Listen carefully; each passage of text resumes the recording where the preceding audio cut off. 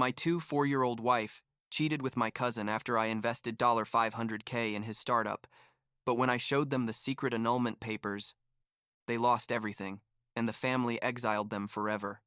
I'm 54 years old, I work in private equity investments, and what I'm about to tell you basically destroyed all the trust I had in love, in family, and in the idea that people can be genuine. The thing is, I lost my first wife when I was like 38. It was sudden, a brain aneurysm that nobody saw coming, and I was left with Sophie and Ethan, who at that time were 10 and 8 years old. I spent almost 10 years focusing only on being a father, on building my business, on keeping everything stable for my kids, and I didn't even consider the possibility of getting married again because, honestly, I didn't think I could find something that came close to what I had. But then I met Scarlett at a charity gala in Manhattan. I was 49 and she was 24, and I know what you're thinking. Believe me, I know. But at that moment, everything felt different. She wasn't like the other women I had met at those events. She wasn't trying to impress me with conversations about art or politics. It was just easy being with her. You know what I mean? She made me laugh for the first time in years, and when she asked about my life, she seemed genuinely interested, not like she was calculating how much I was worth. We started seeing each other more often, dinners at discreet restaurants, walks through Central Park, and before I knew it, I was completely hooked on this woman who made me feel alive again. Sophie and Ethan met her like 6 months later, and honestly, they got along well with her. I mean, it wasn't like she was their mother, obviously, but there was mutual respect, and that was enough for me. Scarlett moved into my penthouse in Manhattan a year into us dating, and that's when I started integrating her more into my life, introducing her to my business partners, to my extended family, to basically my whole world. It was at a family dinner where she met Adrian, my cousin, who's like 5 years younger than me. A guy who had always been the family favorite for being charismatic and charming, though he'd never really managed to establish himself in anything concrete. He'd tried several businesses that failed, but the family saw him as someone with potential who just needed the right opportunity. I remember that night perfectly. Adrian and Scarlett hit it off immediately. He was telling her stories from when we were kids, making her laugh with anecdotes about my failures in sports and my pathetic attempts to be cool in high school, and I was sitting there thinking, how great that they get along. I never imagined that would be the seed of everything that would come later. Like 3 months passed, and Adrian came to my office with an investment proposal. He had this tech startup that supposedly was going to revolutionize the way people managed their personal finances, and when I asked him how he'd come to develop the whole concept, he casually mentioned that Scarlett had helped him refine the idea, that they'd been talking about market trends, and she'd suggested some interesting angles. At that moment, I didn't see any red flags. I just thought my future wife was being supportive of my family, helping my cousin finally succeed at something, so I invested. Not a ridiculous amount, but significant, like $500,000, because I wanted to support Adrian, and honestly, because Scarlett seemed so excited about the project. 6 months later, I proposed to her. I went big, because that's how I am when I do things. I took her on my private yacht to the Mediterranean. We had this dinner under the stars near the coast of Greece, and when I pulled out the ring, a 5-carat diamond I'd bought at Cartier, she cried and said yes. And I swear in that moment, everything seemed perfect. Like I'd finally found my second act, my chance to be happy again after years of pain. The wedding was in the gardens of my Hamptons estate. Like 200 guests, flowers imported from Holland, a live band I'd flown in from New Orleans. The whole thing easily cost $300,000, and Scarlett looked incredible in her Vera Wang dress, and I was standing there at the altar thinking I was the luckiest man in the world. What she didn't know, what nobody really knew except my lawyer, is that 4 months after the wedding, I flew to La Romana in the Dominican Republic and secretly annulled the marriage. I know it sounds crazy, and honestly, I'm not even completely sure why I did it at that moment. Let's say I had this gut feeling, this instinct that something wasn't quite right. Small things I couldn't fully articulate, but that made me feel uncomfortable.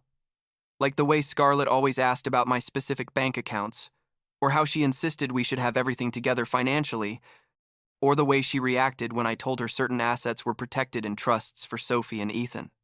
So, I got the annulment, kept it completely secret, paid an obscene amount of money to have everything processed discreetly and without it appearing in any public records to the United States. And I kept living as if we were married, hoping my instincts were wrong. Basically praying that Scarlett would prove I was paranoid and that she really loved me. 3 years passed. 3 years where we lived this life of absolute luxury. We traveled to Dubai, to the Maldives, to Paris. We bought art, dined at the best restaurants. She had credit cards with no limit that paid for whatever she wanted, and externally everything seemed perfect, but internally I kept watching, kept paying attention to the small things. And then things really started to change. Scarlett began going out more often with her friends, nights where she'd come home at 3 or 4 in the morning. And when I'd ask where she'd been, her explanations were always vague. Like, oh, we were at this new club in the meatpacking district, or we stayed chatting at Jessica's apartment until late. Nothing I could directly refute, but nothing that gave me peace of mind either.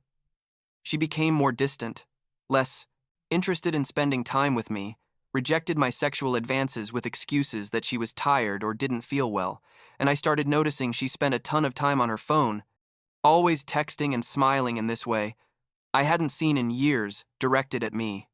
One day, I was in my home office. It was mid-afternoon and she thought I'd gone out to a meeting, but I'd canceled it at the last minute, and I heard her talking on the phone on the balcony. I wasn't trying to spy, but her voice came clearly through the open door, and I heard her say, "You know how Nicholas is, so predictable and boring, but he gives me the life I want, so it's a fair trade for now. For now." Those 2 words hit me like a punch in the stomach, but I stayed quiet, didn't confront, just absorbed the information and decided I needed to know more before acting. I started paying closer attention, and one night when Scarlett was in the shower, her phone buzzed on the nightstand, and normally I'd never look at someone's phone, but in that moment something pushed me to do it. I saw a message notification. The contact was saved just as L, and the message said, "I miss you. Can't wait to see you tomorrow." And there was a heart emoji. My heart started beating so hard I could feel it in my ears, but I closed the phone and put it exactly where it was. And when Scarlett came out of the shower, I acted like nothing had happened. Like 2 weeks passed, and Adrian invited the whole family to dinner at his apartment in Tribeca, one of those modern places with floor-to-ceiling windows and minimalist furniture that probably cost him more than he could really afford. And we went, Scarlett and I, my uncles, some more cousins, like 15 people total. During dinner, I observed something that froze my blood, the way Adrian and Scarlett looked at each other when they thought nobody was paying attention. These fleeting moments where their eyes would meet, and there was something there, something intimate and secret, and at one point, when she got up to go to the bathroom, he followed like 2 minutes later, and they came back together talking about something apparently mundane, but with this weird energy. That night, when we got home, I waited until Scarlett fell asleep. And I know this sounds terrible, but I took her phone. I'd memorized her code months earlier when I saw her unlock it one day, and I started going through her messages. L wasn't just one person. I discovered that L was Lorenzo, a 28-year-old guy who worked in PR and who Scarlett had been seeing at boutique hotels in the West Village. There were explicit messages, photos that made me sick, conversations about how much fun they had together and how I was just the old guy who paid the bills. But that wasn't all. There was another contact saved as M, another as D. She was basically seeing multiple men. And then, my God, then I found the messages with Adrian. They weren't saved under his real name. They were under but the references in the messages made it obvious. They talked about how they needed to be more careful, about how Adrian's business was failing and they needed more money from me, about how Scarlett was going to convince me to invest in his next project. There were messages where he told her how much he desired her, where she responded that she missed him too, but they needed to keep up appearances with me until they could secure more funds. I read everything, every message from the last 6 months, and with each word I read, I felt like something inside me was breaking into smaller and smaller pieces. But at the same time, another part of me, a cold and calculating part, started formulating a plan. I didn't confront Scarlett that night, or the next, not even that week. I acted like everything was perfectly normal while I systematically started moving my assets, transferred money from joint accounts to protected personal accounts, reorganized investments, contacted my lawyer and my accountant to make sure everything I'd in down. built, was completely shielded. It took like 3 months to prepare everything, and during that time, Scarlett had no idea. She kept spending freely, kept seeing her lovers, kept planning with Adrian how to get more money from me. And I just smiled and nodded and waited for the perfect moment. The moment came when she tried to use our joint credit card at Bergdorf Goodman, and it was declined. She came home completely confused and angry, demanding to know what had happened, and I calmly told her I'd closed that account because we were consolidating our finances. She got hysterical, started screaming about how I couldn't do that without consulting her, and I just watched her fall apart, seeing her true face come to the surface for the first time without any filter. The next day, I went to Adrian's office without warning, walked straight into his workspace at this fancy co-working space in Soho, where he pretended to be building his empire. And I told him point blank, I know everything about you and Scarlett. The expression on his face was pure panic. He tried to deny it, of course, stammer something about misunderstandings. But I pulled out my phone, showed him screenshots of his messages, of their plans, of every betrayal documented in digital text, and I watched him completely crumble.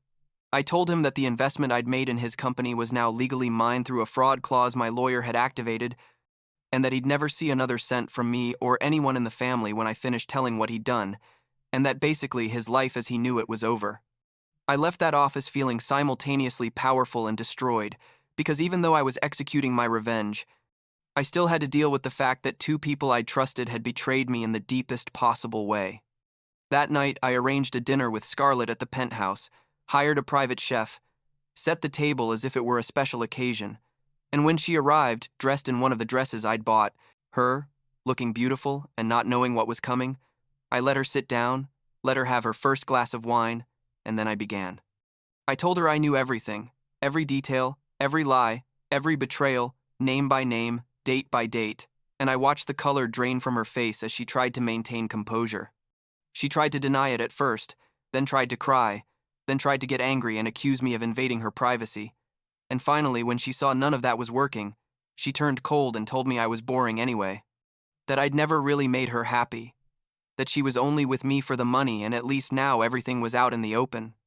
I asked her if she remembered our wedding, if she remembered the vows we'd made, and she laughed bitterly and said the vows meant nothing when there was no real love. And that's when I pulled out the papers from my briefcase. The annulment from the Dominican Republic, completely legal and binding, dated 4 months after our wedding, documenting that our marriage had been annulled over 4 years ago. We'd never been legally married this whole time. Every gift I'd given her, every trip, every dollar spent had been my personal choice, not a marital obligation, and that meant she had no legal rights to anything. I watched her read the documents, saw her slowly understand what they meant, and the expression on her face changed from confusion to horror to a pure rage I'd never seen before. She started screaming, throwing things, calling me manipulative, telling me I was a monster, that this couldn't be legal. But I just sat there, calm, and told her she had 3 days to get her stuff out of the penthouse. Everything I'd bought for her she could keep. The clothes, the jewelry, whatever she wanted. But the credit cards were canceled, the bank accounts closed, and access to everything that was mine was over. 2 days later, I watched her drag suitcases to an Uber, reduced to living in a guest room at a friend's apartment, and I felt no pity, just a kind of cold satisfaction. But I still wasn't done. I still needed the family to know exactly who Adrian and Scarlett were, because I couldn't just let this pass quietly and have them eventually rebuild their reputations. I organized a family meeting at my Hamptons house, invited everyone, my uncles, my aunts, my cousins, basically the entire extended branch of the family who'd been present at my wedding, told them I needed to talk about something important. When everyone was there, sitting in my living room with faces of curiosity and concern, I connected my laptop to the big TV and started showing them evidence. Screenshots of messages between Scarlett and Adrian, conversations about how to manipulate me, about how to get money from me, photographic evidence of them together in situations that left no room for interpretation. Everything carefully compiled in a presentation my lawyer had helped me prepare to make sure I wasn't violating any privacy laws while destroying their reputations. I watched my family's faces change as they absorbed the information. Some people started crying, others looked angry. My uncle, Adrian's father, looked like he was about to throw up, and when I finished the presentation, when I turned off the TV and looked around the room, nobody said anything for a moment that felt eternal. Then my uncle stood up, walked toward me, put a hand on my shoulder and said, "I'm so sorry, Nicholas. My son is dead to me." And one by one, the rest of the family expressed similar feelings, some with more emotion than others. But the message was clear. Adrian had been exiled. Scarlett tried to contact me several times after that. Desperate messages, calls, I never answered. At one point, she even showed up in my building's lobby, but security didn't let her up, and eventually the attempt stopped. I heard through the grapevine she was working at some clothing store in the Lower East Side, living in a tiny studio in Queens, basically back to the life she had before meeting me, but now with a destroyed reputation among the people she'd met during our time together. Adrian disappeared completely. Someone told me he'd moved to California, trying to reinvent himself, somewhere the family had no connections, but honestly, I don't care enough to confirm that information. Sophie and Ethan, my kids, who are now 24 and 22, eventually found out about everything, not directly from me, but through the family network, and they both came to talk to me about it. Sophie cried and told me she'd always felt something was wrong with Scarlett, but never knew how to tell me. Ethan just hugged me and said he was sorry I'd had to go through that.